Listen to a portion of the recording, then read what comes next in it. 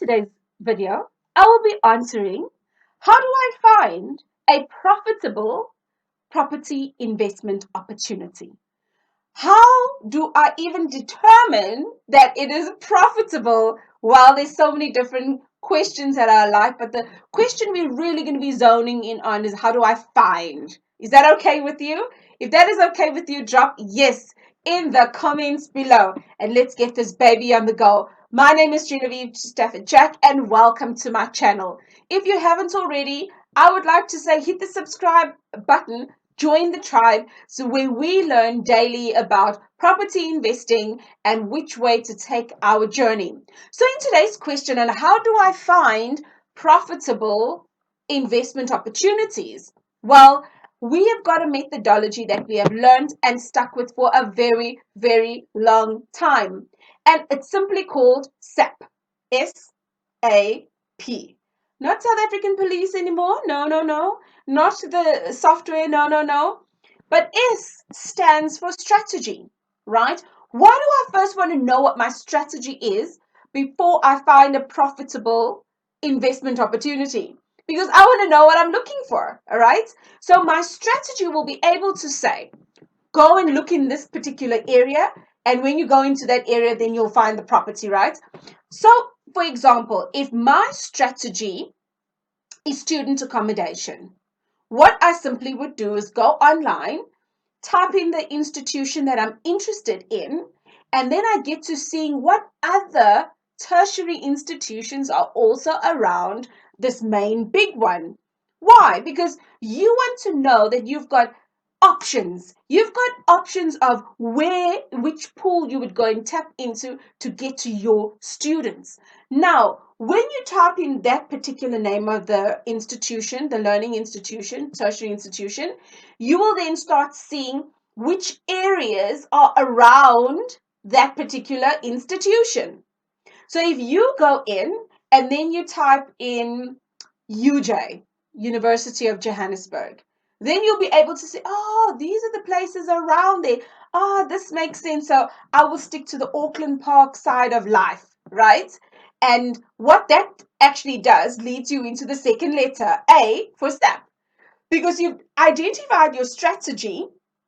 You know where you're going to get your clients from, your customers, your tenants. You know where they're going to come from, but it then gives you a scope of where you can look, and therefore you go into that area. Now when you understand that area, I would then say physically jump into your car. You don't have a car, take a taxi to where you're going, right?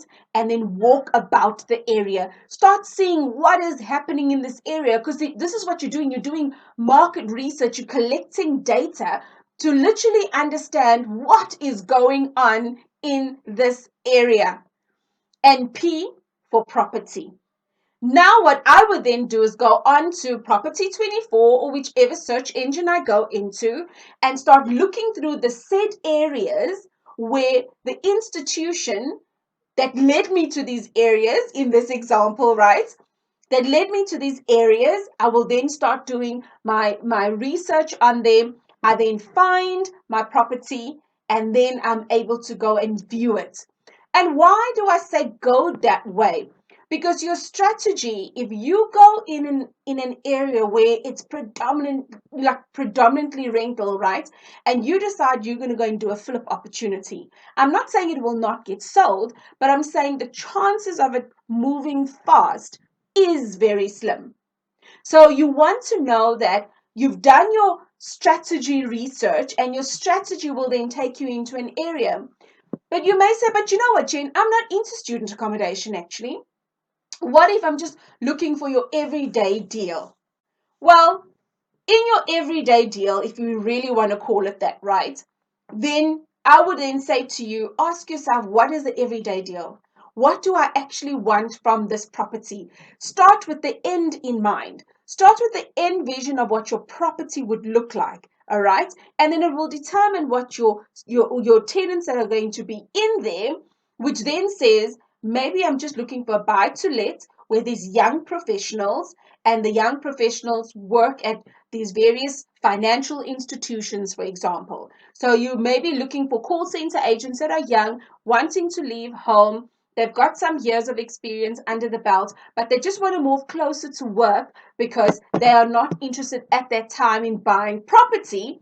So you may then say, I'm really just looking for that sort of buy to let. Then I would say to you, look for your big institutions. So if you're looking for example, there's an F&B call center. I don't know if it's still in Randburg, but that's where I started off many moons ago, early 2000s. I would say look at the call center. For example, the F&B call center, it's in Randburg. When you look at where it is in Randburg, so you go in and you type in F&B call center, you see that it is in Randburg, and then you start seeing the neighboring areas. What is close to this particular institution, right?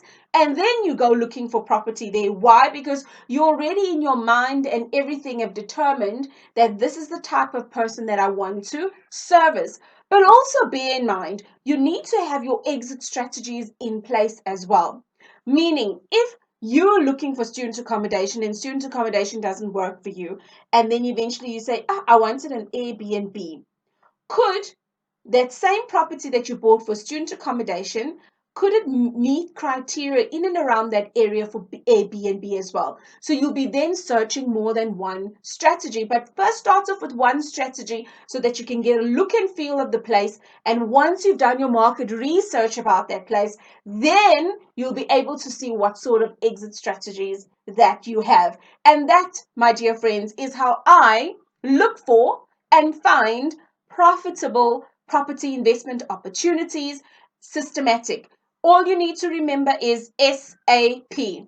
Your strategy determines the area, and that encourages you to go and look for the property.